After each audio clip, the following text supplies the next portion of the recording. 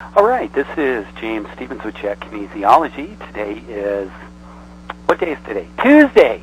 Inauguration Tuesday, January 20th, 2009.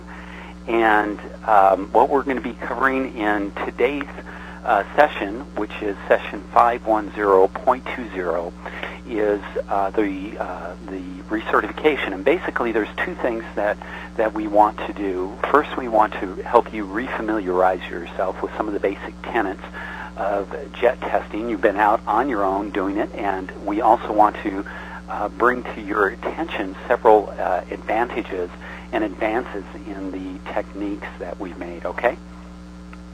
And what we're going to do is, as you know, this is going to be recorded, and I'm going to ask you to go back through this recording again and just to make sure that you have a good picture of what needs to be done. There is a good amount of work that is going to be required on your part, and we'll be talking about that here in detail. What I'd like to do first is to go over some of the items that we sent you in your recertification materials. And one of the items that I want you to take a look at is the JET cue cards, the Train the Brain cue cards. And if you could pull those out, you'll notice that there's three sets of cue cards. One has the abbreviation TB, and that's short for Train the Brain. The other two are BN, which is Basic Nutrition, and AN, which is Advanced Nutrition.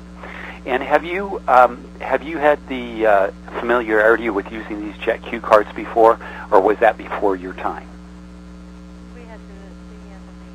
We had the BN and the AN. We haven't done much with the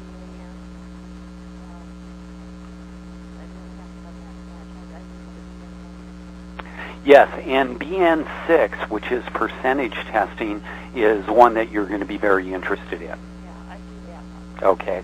And, of course, we sent you the Advanced Amount CD as well for your review, just in case you are unable to locate your one from before. A couple of things about these cue cards. It's probably a good idea for you to go out and get them laminated, right? So that they have the durability.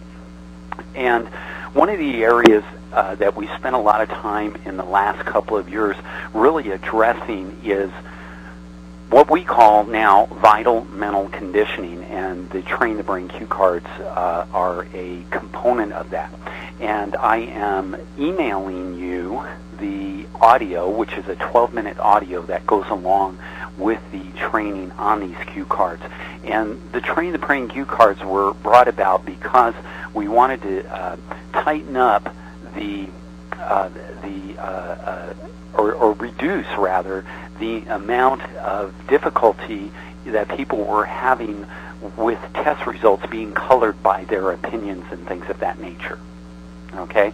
And if you look through all 6 cue cards, and I'll tell you more about it on the 12-minute audio, then you'll see that those cue cards not only deal with things such as opinions, but also when people are having other expressions of doubt, which are normal things that people have when they're doing muscle testing, and especially if they're not very practiced at it. And as you're guiding them through the self-testing process, this is a way that you can help address some of the things that are going to be coming up with them. Because it's normal for a person to question their test results, isn't it? Yes, and it's normal for a person to wonder if it really works, isn't it? Right. And it's normal for a person not to be sure whether they can really trust it, isn't it? Yes. And so these are normal thoughts, and they can color subsequent test results and affect the accuracy. And so in as much as we want to make sure that they have the technique of the pull down and they're tuning into that just right feel for them, and I'll tell you a little bit more about that because that is a whole nother area of advances that we've made.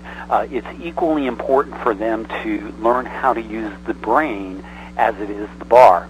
And the audio that you're going to be listening to is called 101.10, Train the Brain, Vital Mental Conditioning.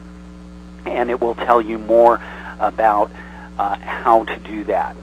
And even if a person is being surrogate tested by you.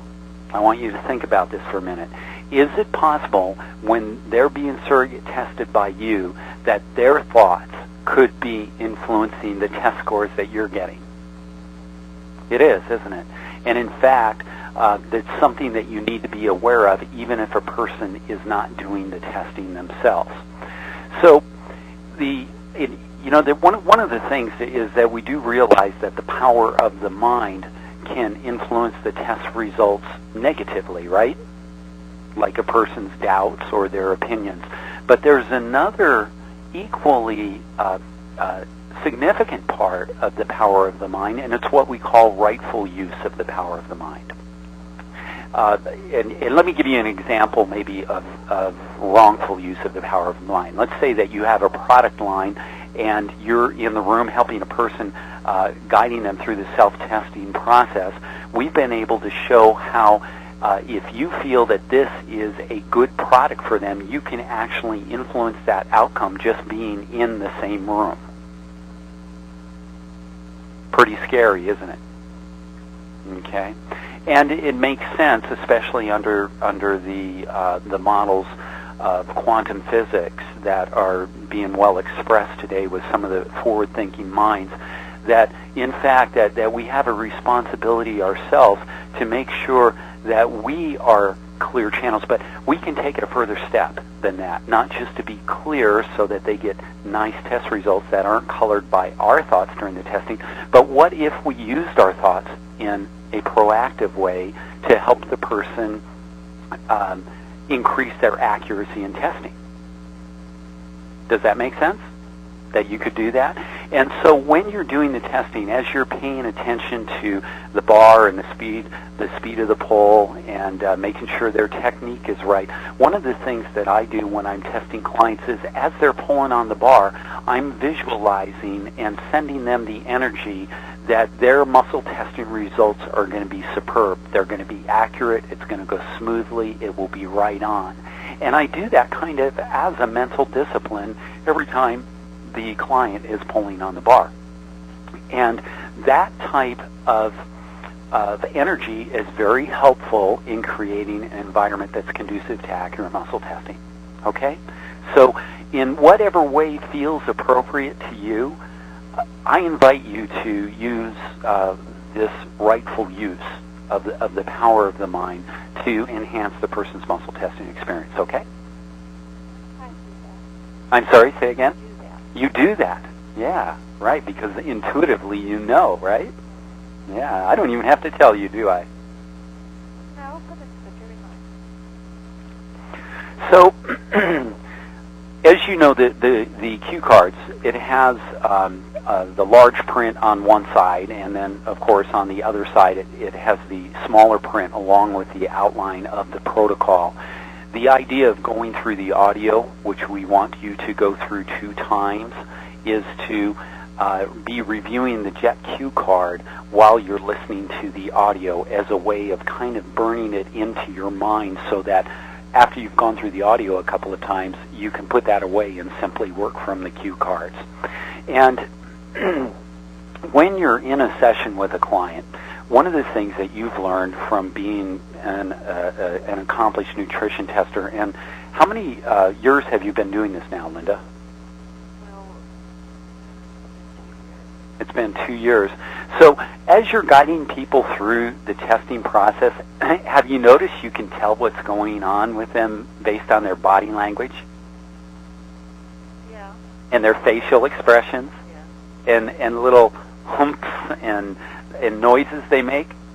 And so cue into these very significant forms of communication that the client is speaking to you, and especially relative to their mental conditioning. Like, for instance, one of the cue cards that is used a lot is